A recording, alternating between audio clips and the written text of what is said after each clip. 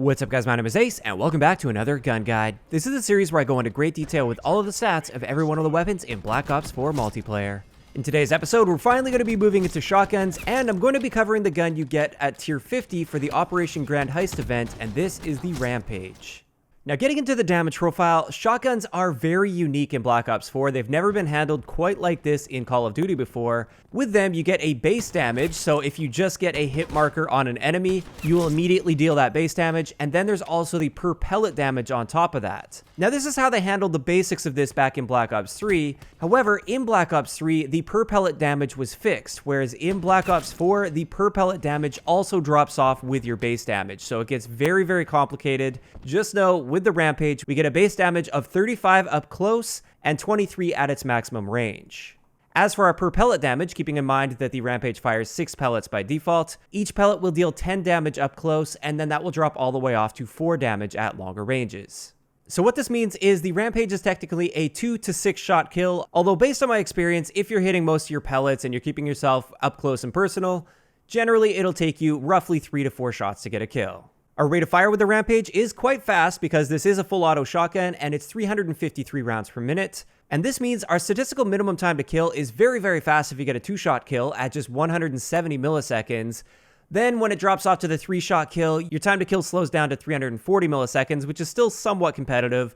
But once you start getting into the 4+ shot kill range, we're looking at over 500 milliseconds. As for the Rampage against armor, this is very complex because of its damage profile, but generally speaking, if you're hitting most of your pellets, it will just take you 1 extra shot to get a kill on an armor user. As for our ranges, this is showing the potential ranges assuming you're hitting all of the pellets that you can practically be hitting at those ranges. So our 2-shot kill range is very, very short. You have to be almost touching your enemy to get a 2-shot kill, and also you have to hit basically all of your pellets. Then our 3-shot kill range extends out pretty far, but once again, you have to make sure your shot is really lined up so you hit the most amount of pellets possible. And then after that, it's going to be a 4+ shot kill range, up to 6 shots to kill. Now, I should also point out with the max load attachment, you get 2 extra pellets. However, based on the way that the damage profile drops off, the base damage profile that is, it doesn't really have a significant impact on your potential ranges. So your potential 2-shot kill range, max load has very little impact. However, I will say the max load attachment is great for consistency because you're more likely to hit more pellets and therefore you're more likely to get that 2-shot kill within the 2-shot kill range or a 3-shot kill within the 3-shot kill range. As for hardcore, unless the enemy has armor or is health boosted by crash, the Rampage will always be a 1-shot kill, assuming you're within a range where you can hit your enemy. This brings us to headshots, and with all of the shotguns, we get a headshot multiplier of 1, which means headshots are literally useless. They don't add any damage whatsoever, so unless you have to go for the camos for them, don't even bother with the headshots. Moving on to hipfire, as you can see here, all of the shotguns have the same hipfire spread, and while it is a fairly wide hipfire spread when you compare it to SMGs or assault rifles, for instance, an interesting thing to note with the shotguns is this is your maximum hipfire spread. So even when you're moving, you get this exact same hipfire spread. And when you factor that in, the hipfire spread is actually not that bad. As for our pellet spread when hipfiring versus aiming down sight, it does tighten up slightly with the Rampage, not quite as much as something like the MOG. But based on my tests, when you aim down sight, it will tighten up your pellet spread by roughly 20%. As a result, I find if I'm really close quarters, I don't bother aiming down sight, but if I am stretching my range just a little bit, then it is often beneficial to be aiming down sight to maximize the number of pellets it'll be hitting. Now, something that I found in my testing that was very interesting because it isn't mentioned in the description, the grip attachment will also help in this area. It will tighten up your spread while aiming down sight even more. With grip 1, you get a roughly 25% reduction to your spread while aiming down sight, and with grip 2, you get a 30% reduction to your spread while aiming down sight. As for recoil, this generally isn't super relevant with shotguns, even with the Rampage, but let's just have a look at it with no attachments. You can see that it does bounce around a little bit, and this could somewhat affect your shot at those longer ranges for a shotgun.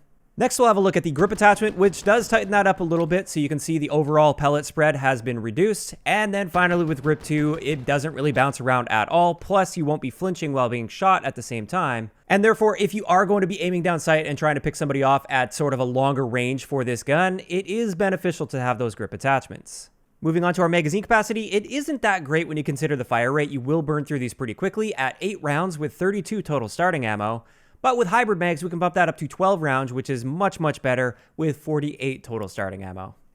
Our reload add time is 0.77 seconds, which is a little bit on the slow side for a really aggressive gun. However, with hybrid magazines, we can cut that down to 1.27 seconds. Our aim down sight time is a little bit slower than the SMGs at 260 milliseconds, but we have the option to use quick draw, which will cut that down to 220 milliseconds. Or if you really want to go crazy here, you can use quick draw 2, which will reduce it all the way down to 150 milliseconds.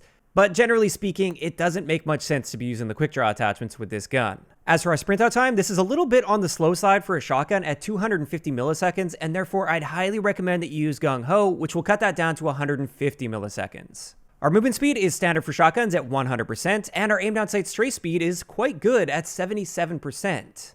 Now, something that was very interesting in my testing, and I did double check this, the stock 1 attachment is currently broken on this gun. It will reduce your aim down sight stray speed down to 68%. So never run the stock attachment on the Rampage, unless you're running stock 2 as well, in which case stock 2 actually works perfectly fine, and that will bump your aim down sight stray speed up to 102%.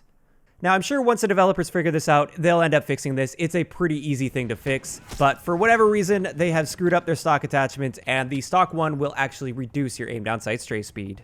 But with that, that's all of the important stats to cover with the Rampage. Now let's start getting into the attachments before I get into my recommended class setups. So first up for optics, we have the ability to use the reflex sight, which I feel is completely pointless. The iron sights are just fine. It's not like you have to be super precise with your shot because you literally can't hit somebody beyond like 12.5 meters anyways, so therefore it's just a wasted attachment. As for the other attachments, they are very strange on this gun. You've seen a bunch of them already as I've gone through this video. We've got the ability to use stock 1 or stock 2. Never use stock 1, at least in its current state. If you want, you could use stock 2 and just be aiming down sight and strafing around corners like crazy, but if you're going to do that, then you're best off to also have both of the grip attachments on there, and at that point, all of your class points are basically spent on attachments. So I usually don't do that. Same thing goes with the quick draw attachments. Generally, like I said, I don't aim down sight with this gun unless I'm starting to stretch my range a little bit and the enemy is quite far away for using a shotgun.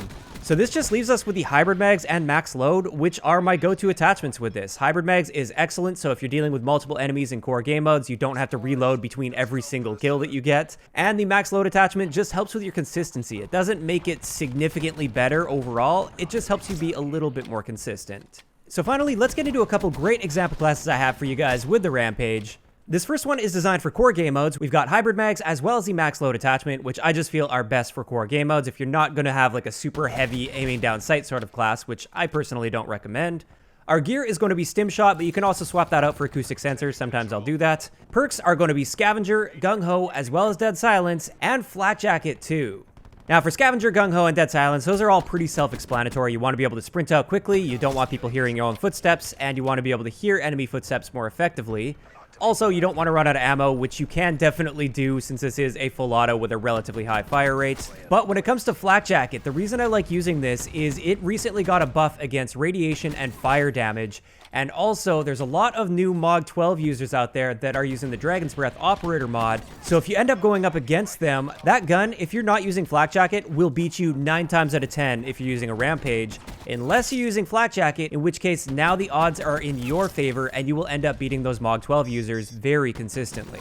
As for the last point on our class, I decided to just throw an MX9 on there for our primary weapon. We can use this if we run out of ammo and don't have time to reload, or if there's somebody that's at a long range that you need to pick off before you can move, you can quickly swap over to the MX9 and deal with that person. And the reason I chose the MX9 is I feel like it's just a great gun that you can swap to really quickly, and it handles itself well without having any attachments on it. So like I said, that's the core class that I would recommend for you. This gun isn't the best in core game modes, but it definitely holds its own as a shotgun. Now let's get into my hardcore class setup, and this gun is an absolute monster in hardcore modes. If you thought the SG-12 was good in hardcore, this is actually much better. So with this class setup, the only attachment we need is hybrid mags because all of the other attachments are completely unnecessary in hardcore modes. Max load is essentially useless since you just have to hit one pellet at any range anyways. And that just leaves us with all of the aiming down sight attachments, which why would you need to aim down sight when all you have to do is hit one single pellet? So hybrid mags is really the only attachment you need in hardcore. Our gear is going to be body armor, which will allow us to soak up an extra shot every once in a while against some of the guns. Our perks are going to be Scavenger, Engineer, Gung Ho, Dead Silence, and Team Link. This particular setup allows you to get around the map really effectively. Team Link allows you to see where your teammates are, which will help you find out where the enemies are going to be, and also prevent you from accidentally shooting teammates if they come around a corner and surprise you. And Engineer is just great as you're getting around on the flank, so you know where the barbed wire is and the mesh mines and things like that. Like I said, this gun absolutely dominates in hardcore modes as long as you can get yourself within that shotgun range, because you should be getting one-shot kills in nearly every single situation. Like I said, the only exceptions to that would be at really long ranges if they're using body armor, or if they have their health boosted by crash. And with that, that's going to wrap it up for today's gun guide on the Rampage. As always, I'd like to know in the comment section below, what do you guys think about the Rampage? Do you think it's a good shotgun, bad shotgun, somewhere in between? Personally, like I said, for core game modes, it's not bad. It's a pretty good shotgun. It's very usable, but at the same time, I often feel like I would just rather have an SMG in my hand and I'd be a lot more effective. But also, like I said, in hardcore game modes, this is an amazing shotgun to be using if you're going to be using a shotgun. Now, if you guys have missed any of the previous episodes of Gun Guides, keep in mind I've already covered the Switchblade, which is the tier 100 unlock for this season, as well as every other gun aside from the other two shotguns, which I will now get to. I will leave a link to the playlist down below. If you enjoyed the video, a like rating is always appreciated, and don't forget to subscribe for more if you haven't already. I'll talk to you guys next time.